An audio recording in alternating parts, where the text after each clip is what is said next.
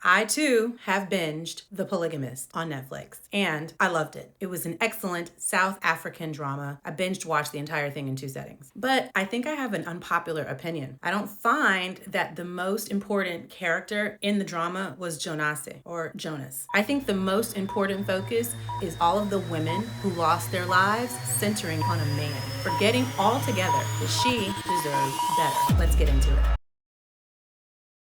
So it's a global phenomenon. I'm sure if you haven't already watched it, you need to because it is such a great show. The Polygamist dropped on June 12th on Netflix. It's 22 episodes, all based on Zimbabwean author Sue Nyathi's, I may be mispronouncing that, her 2012 self-published novel. And we have to take a pause here to insert the power of self-promotion and self-belief because the author quit her corporate job in order to focus on her passion, which was writing, took a chance on herself for her first novel, and almost 12 years later, it ended up being a global hit and selling millions of copies. It was picked up by Netflix. She maintained the rights because if you know, you know.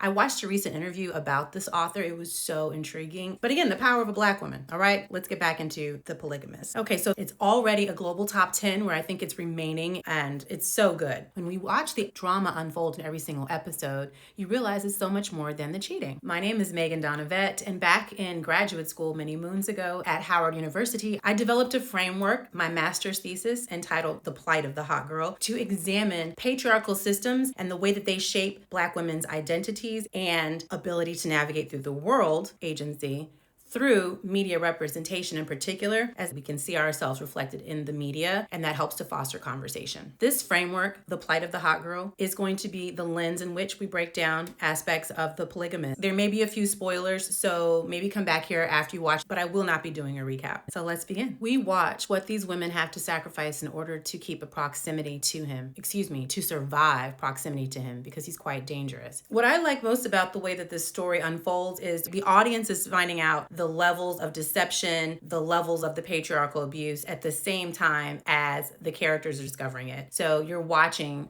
a drama unfold in real time. Is this sweat? I'm really not sure what happened there. But you're thrown right into the thick of it from episode 1.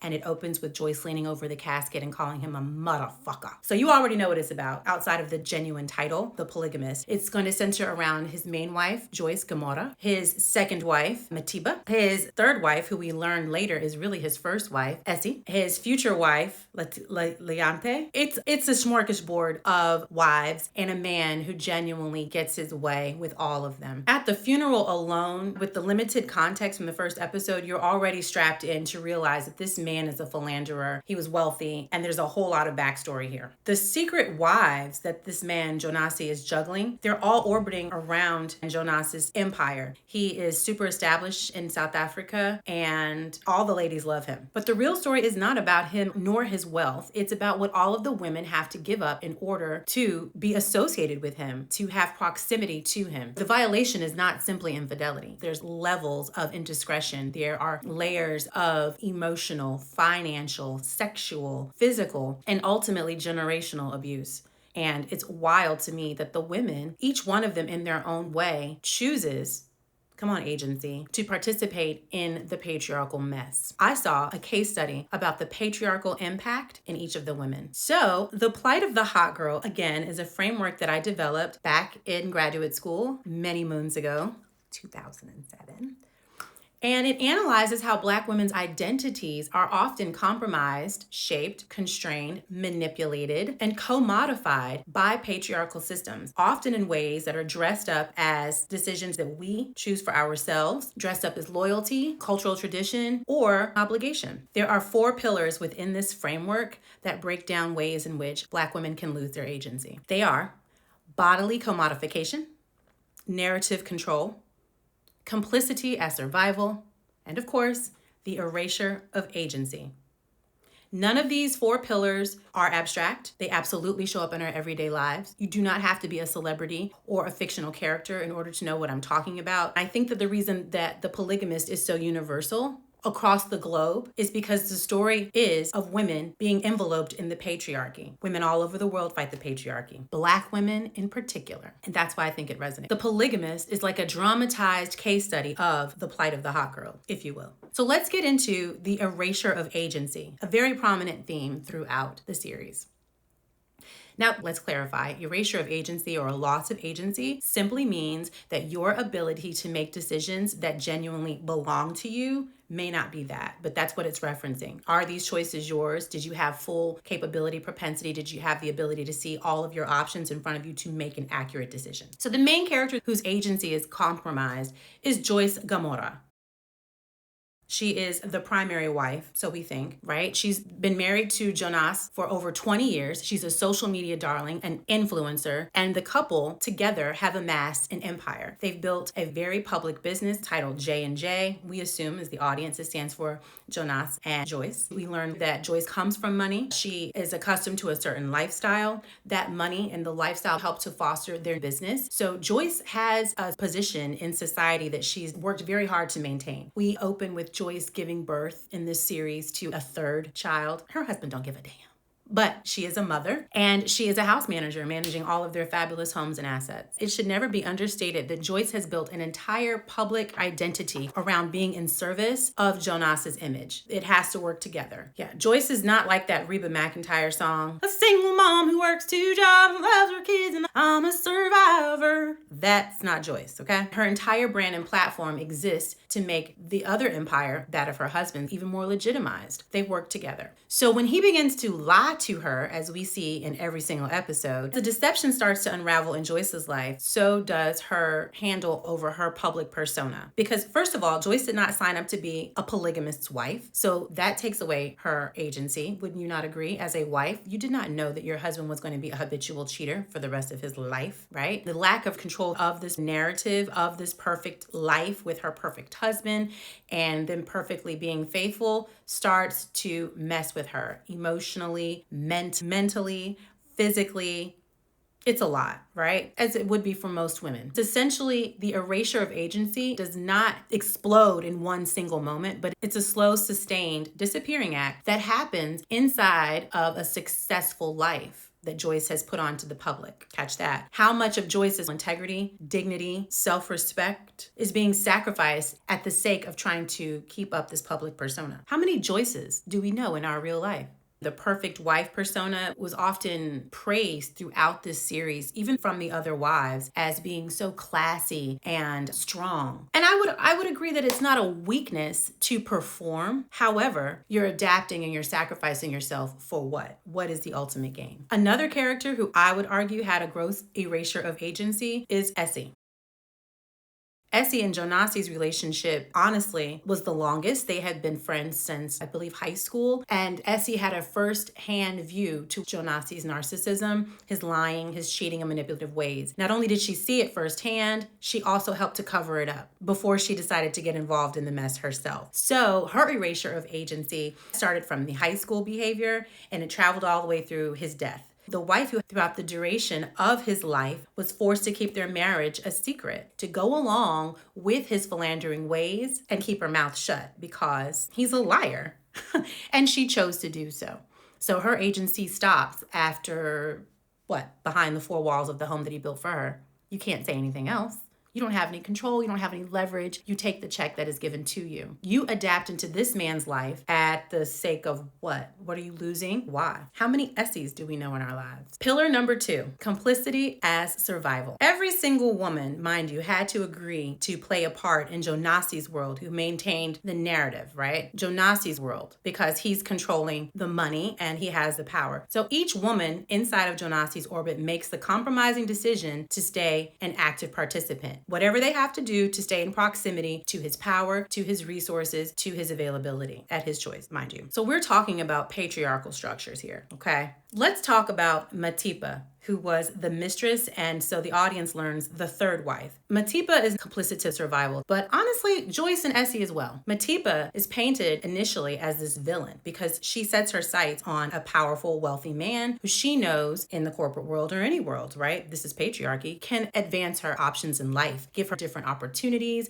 an entirely different lifestyle if you play your cards right and appeal to this man in whatever way he desires. That is the patriarchy. So the motivation is there for Matipa to get what she can. She is a woman who knows that she has to do what she has to do. Matipa didn't sign up for the fact that Jonasi would flip on her because she didn't do her due diligence. She was just a woman who was out for herself and did not care about the risks initially, nor who she was going to hurt. She was very much focused on making sure that she could have a better leverage in life. In Matipa's situation, she saw an opportunity and she took it, okay? She did not give a damn that it was wrecking someone else's marriage. And she ended up learning the hard way that if you play silly games, you're gonna win silly prizes. Her silly prize was a man who lacked integrity and was a true definition of a narcissist, an abusive narcissist.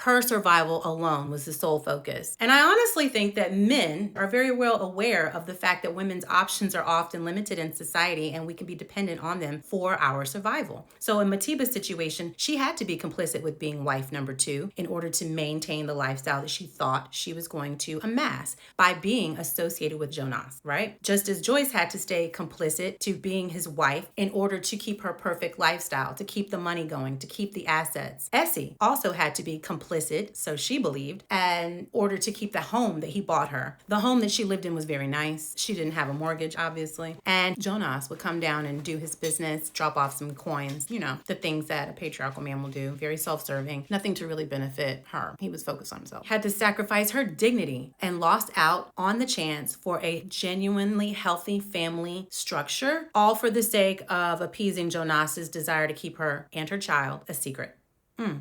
Such a hard life. She also was a victim to his controlling manners and controlling ways because in his polygamist mind, he was the only one that could be a polygamist. He was not okay with the women having sex with other men. Catch that gag. But Essie had to do what she had to do in order to gain a home, financial security, and of course, a little bit of sex on the side. I believe Essie, in her mind, thought that she loved Jonas. I use the term love loosely because none of the characters displayed an element or true understanding of love. And that's one of the largest takeaways of watching the series. Essie was the one who had to keep the secret the longest about Jonasi's polygamist and philandering ways. Again, though, it's a pattern that she's adopted since high school in order to get what she wants. This is the complicity as survival. She even had to have a fake marriage with the man's brother.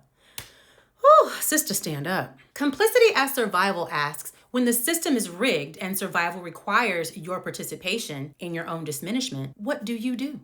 Again, it revolves down to a gross lack of self-love and self-dignity. We understand that the powers that control patriarchal systems design it this way, but ladies, what are we doing to course correct? The Plight of the Hot Girl and the Plight of the Hot Girl frameworks never set out to blame or shame women for their participation in patriarchy or misogynistic systems. The systems are above us, way beyond our control. So recognizing that the erasure of agency and complicity as survival, 2 of the pillars, come on, Plight of the Hot Girl, are in fact mechanisms of the system. It is our jobs as women to choose differently. And that's the whole premise of You Deserve. You deserve better options than what the system has designed for you. And we educate ourselves on how to use better tools to maintain self-love. Pillar number 3, narrative control.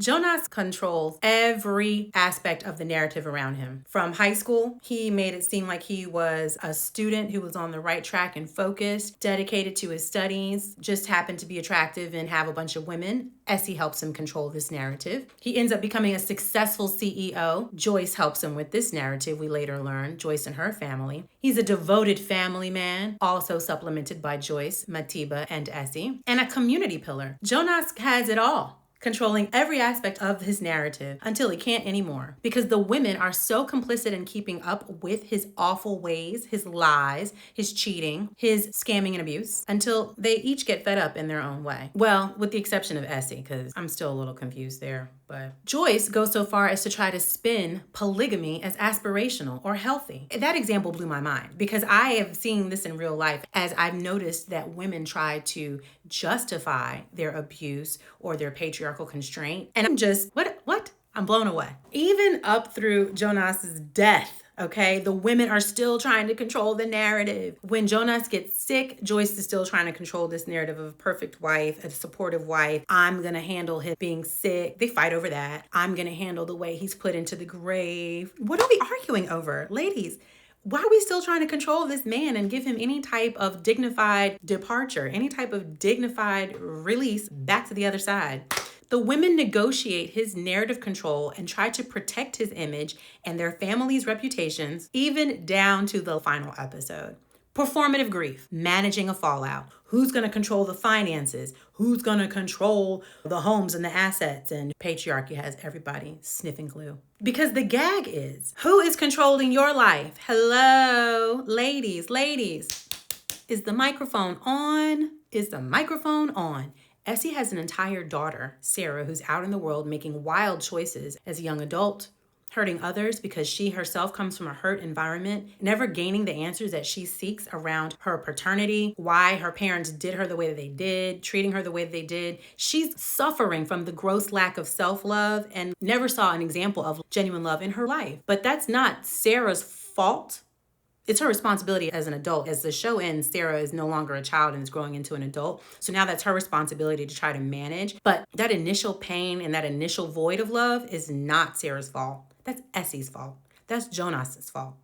Meanwhile, Essie's running around still trying to control Jonas's narrative, still trying to get a piece of a man, a horrible, horrible man, because she doesn't know and love herself. This is the same woman who was complicit with the lie for 22 episodes. Hello, somebody. Joyce, who was beaten, raped, stolen from, had to raise another woman's children, lied to, contracted an STD. Well, all the women caught an STD. An STI. But even still, was still trying to fight tooth and nail to maintain this man's narrative. Meanwhile, her son, another Jonas descendant, is spiraling into his own baby Jonas chapter. I thought that the end, sidebar, was very much like Power, which I loved as well. The first Power. Come on, Courtney Kemp and 50 Cent. Not the new iterations, but the very first Power, that whole gritty storyline of evil father has a child and the child doesn't fall far from the father's example. You're going to do what you see, what you know, and what's ingrained in your generational curse. And instead of focusing on that, which is her son, Joyce, blank, blank, blank, you're going to have a whole lot to deal with in season 2. You're running around here trying to argue with women and take them down over the funeral of your philandering husband. And Matiba. Sis, I go back and forth with Matiba because I actually understand. I get it. I understand being in a situation that is so overwhelming. You got in way over your head. You played stupid games. You won stupid prizes. Now you're saddled with 2 children that this man is not helping you with, barely financial. Then he strips away the financial. He's not there emotionally. He's not there physically to support you or help you with these baby girls. You're by yourself, literally, yet you're married, so you can't do anything. You're trapped by this abuser. Then he further abuses you, because that's how abuse works. Abuse tends to escalate. Catch that gag, red flag. It starts off as verbal, emotional, and then it escalates to physical, violent, sexual, financial, just nasty. There's never a dissension in abuse, right? There's always an ascension. It's always going to get worse, right? Before it gets better. I guess the person dies or you leave the situation. Matiba left, but she also left those children behind. So in one breath, I'm like, girl, you've got so many other things you could be focusing on, not this nignog.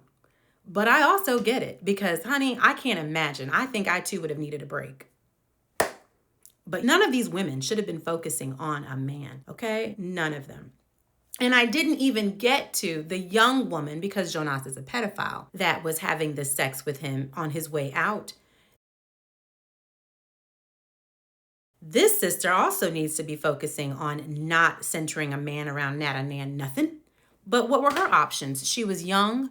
She was abused because she was taken advantage of because of her younger age. She was impoverished. She was looking for a way out. Come on. Which circles us back to complicity as survival. Okay? It's a survival technique. She was using her sexuality in order to leverage herself, similar to Matiba, but she was getting taken advantage of simultaneously. And instead of focusing on her health, sexual health, and her future, education, trying to leave that city, she's focused on staying with Jonas and dripping him dry for all of his money, which worked until it didn't. Because Jonas is a man, an older man, and he fell ill. And honey, you're not married to him legally. So you have to do what? Complicity is survival. Turn those same tricks again on a new trick. Wild. The women are always centering of men to their detriment. The larger point is that patriarchal systems do not just control women's bodies. They control women's stories. They control what women are allowed to think, how we're allowed to feel, represent ourselves in the world, and present publicly even. All of the women, in some aspects, we learn, dealt with financial abuse, emotional abuse, physical, sexual, and parental abuses, even their children. Yikes on a bike. In Joyce's situation, her perfectly curated aesthetic helped to better conceal the fact that she was very much so the most hollow at the center of it all. I think she was just numb and frustrated with the fact that she had gotten herself involved with a nignog who never saw it for her. And as that unraveled further, the resentment grew, and then of course the revenge. Although it appeared that Essie was the least abused, physically, in the sense, I feel like Essie may have suffered the most emotionally because of her daughter Sarah and her lack of being able to find real love for herself or experience it in a public way with Jonas. We know that she had the lowest self-esteem. That was very clear. The self-dignity was in the toilet, the trash, the sewer. And because of that, you question, well, what exactly are you providing for Sarah? What is Sarah seeing? What are the children seeing in these adult behaviors? This is why the cycle will inevitably continue, because there's no course correction, well, that we see in this series. The last pillar is pillar number 4, body commodification. Now, if you haven't watched the show, there are explicit scenes of sexual violence and there are sex scenes, and I can simply break down the key pieces. Jonas's relationships are fundamentally transactional. It's what can I get out of my interaction and my time with you? Give me, give me, give me. And the women oblige because they end up getting. It's often sex or finances. And each of the women that he's dealing with represents in some way something that Jonas wants to possess, display on his arm, or consume. I would say control for the last young lady because she was so young. The show makes this very visceral and visible in the acting, amazing, and the scene depictions. A lot of the times, because it's such a well-written show, I think, the violence and the sex scenes hit so hard because you don't see a whole lot of grotesque action, but bodily commodification doesn't always require the physical violence. Bodily commodification can happen whenever a woman's worth is measured by what it is that she's able to produce or provide to someone or to a man. And aside from the explicit abuse scenes and the frequent sex scenes, that is genuinely every single interaction that Jonas has with these women. All of the women experienced it. Catch that gag. Here's why this show mattered so much to me, okay? I think this moment is huge, and I think that this show is a global phenomenon for a deeper reason. These stories are uniquely human and very relatable because whether or not they're as dramatized as we saw in The Polygamist, everyone knows someone and a depiction or behavior of these characters in their real life. The fact that it's coming from the diaspora, South Africa, and using Zulu, it was just brilliant to me. But I think it matters. I think that matters even more to the storytelling. Sue Nyathi, and I hope I'm not mispronouncing her name, wrote the novel in 2012. It's 2026, and these dynamics are deeply still operational in everyday life. My Plight of the Hot Girl framework, written in 2007, still genuinely applies to this day. I use it to break down things that I see in popular culture, and not to condemn what is happening, but to provide language for these systems that are keeping us oppressed. We have to first identify, know, and recognize what it is that is holding us back before we can course correct or work to change. If we don't talk about these things, we don't see them represented in media, they tend to be invisible.